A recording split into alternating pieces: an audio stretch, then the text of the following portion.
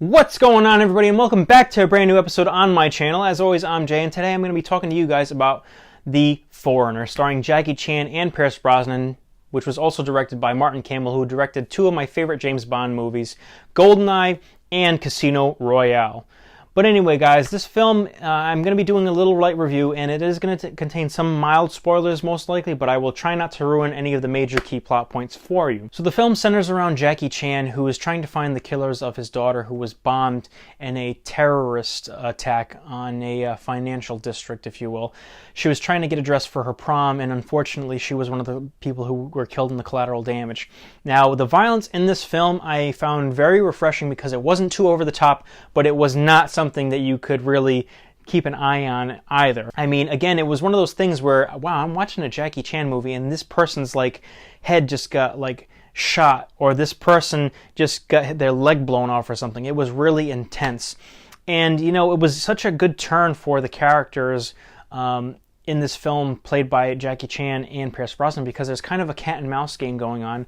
Not so much in the sense of he's always trying to get him, but he's trying to get the information out of him. He's trying to find out who killed his daughter, and he really believes that Pierce Brosnan just knows more than he's letting on. And just the fact of the lengths that he goes to just to show this man, I'm not joking around. I want to know who killed my daughter so I can bring a world of pain and hurt like they've never seen before.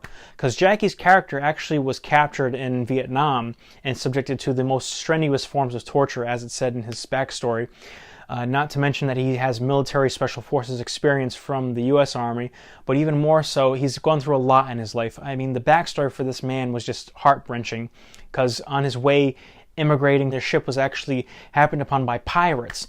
And what happened is his two daughters that he first had were killed or taken away, and he never saw them ever again, unfortunately, and it just breaks your heart. But also his daughter, who was his third child, actually was the only thing he had left because his wife had died giving birth to her. So after she's taken away, there's really nothing keeping this man at bay at this point in time. He's snapped and he is out for blood. So one of the draws of this film was the fact that Jackie Chan is going to be portrayed in a different light, and boy, doesn't it work for this film. I mean, we got a more dramatic, a more emotional Jackie, something we haven't seen, for me personally, until Karate Kid, the remake with Jaden Smith. Flip that to the other side, where Pierce Brosnan is playing, again, a character we really don't know him to be portraying.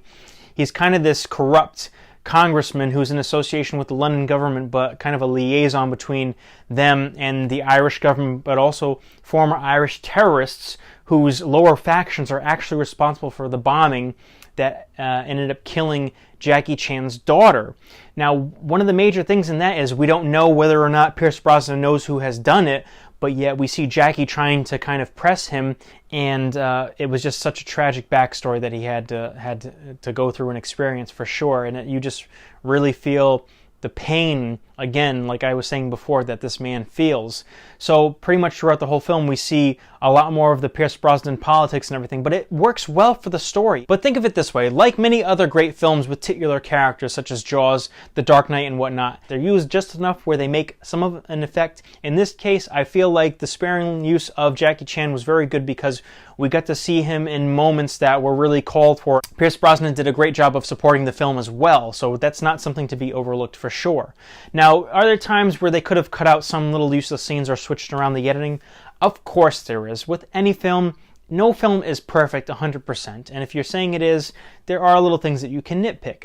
In this case, there were some scenes like that, but I don't feel like it bogged down the story too much. The film itself comes in an hour and 53 minutes, which is not long by today's standards whatsoever. And in true good story fashion, it was a great one-off film that, again, we see actors we've never seen portrayed how they are, and they did a fantastic job of getting the story across, in my opinion, hands down. What would I give this film? I would definitely give it 3 out of 5 stars, and definitely recommend it if you're looking to find anything with Jackie Chan or Pierce Brosnan in it. But anyway, guys, that's all the time that I have for today. I hope you enjoyed this review. Again, if you have not seen The Foreigner, definitely go out and check it.